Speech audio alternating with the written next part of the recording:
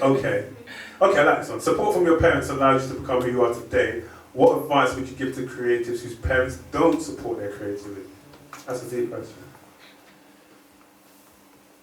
Okay, but when I had support from my parents, there was no internet.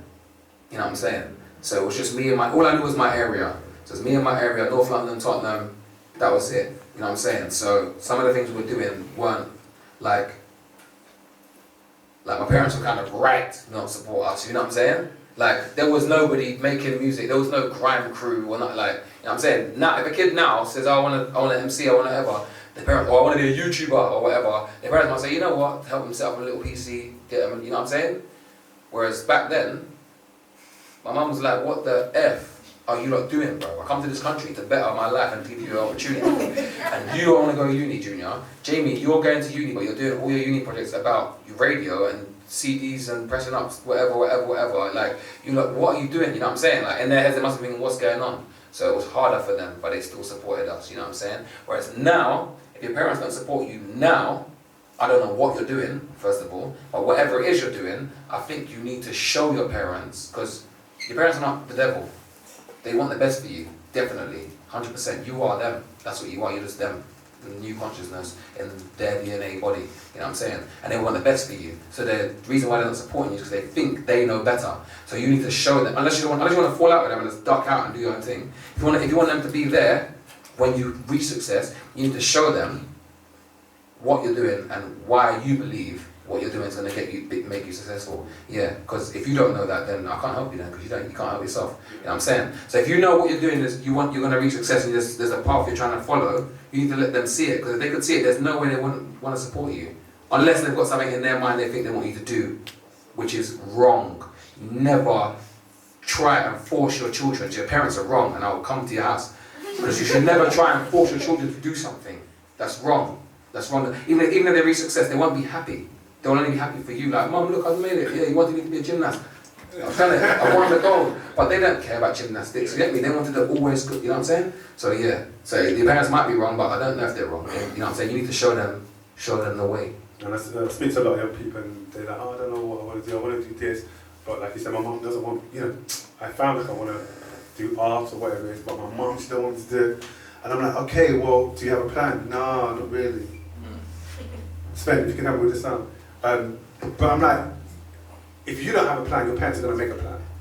If you can't show them that, oh, I want to do this, and this is I've researched the course I've got to go to, I've researched the university, if I do this, and if you can't show them that, then they'll be like, okay, so you're not serious about it, here's my plan, be a lawyer, go do that. Because I can see that works, that is success. I've seen people do it, aunties, your cousin has done it, auntie so-and-so has done it, it works.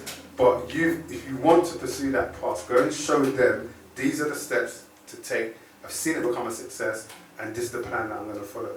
Some parents will still say no, but at least you try. All right, another question. Okay. What do you think are some of the challenges that young artists face right now? What are some of the challenges young artists are facing right now? I think some of the challenges that young people are facing right now, full stop, especially artists that are online, is the fact that you don't get to grow up on your own. You have to grow up in front of everyone. Like when you're asking about my childhood now, I've got to tell you, you know what I'm saying? I'm telling you the good sides, you know what I'm saying? I'm not telling you the bad times. There might be bad times that I don't want to tell you about, you know what I'm saying? When me and Skepta might have had an argument, this, I wasn't there on Instagram Live, like, look at him, look what he's doing. This is Skepta, you don't know Skepta yet? You don't know Skepta yet? Look what's Skepta yet? Look what he's doing in my room, look what he's doing. Look what he's doing. You know what I mean? Like, there was no internet, there was no madness like that, there was no what, you know what I'm saying? When it was coming up, it was in our area, when it was coming up, it was the hypest hype out of North London, Meridian crew, like, who the F are these Meridian? Because we're literally on the border. Meridian Walk is like one road, bro, commercial road. Straight up commercial road, you hit North Henderson Hospital, Edmonton, straight away, where the last piece of property, housing estate, inside N17. Then you go straight into Edmonton, you know what I mean? And it was built later as well. So people in Tottenham now are Tottenham T, certified, Broadwater, flipping farm, flipping Northumberland Park, all these areas that have been there for time. They're hearing about this Meridian crew from Griffin Tottenham, always on Heat FM. They're like, where? We will get people coming around to our ends all the time. just coming around like, yo, where's Skepta? Where? You know what I mean? Like, just when you hear about it, come around like looking at people, who's this, who's that? Like, artists, Cass is dead. When he was Castro back in the day, he used to come to Meridian and someone would knock my door, like any kid playing in the area.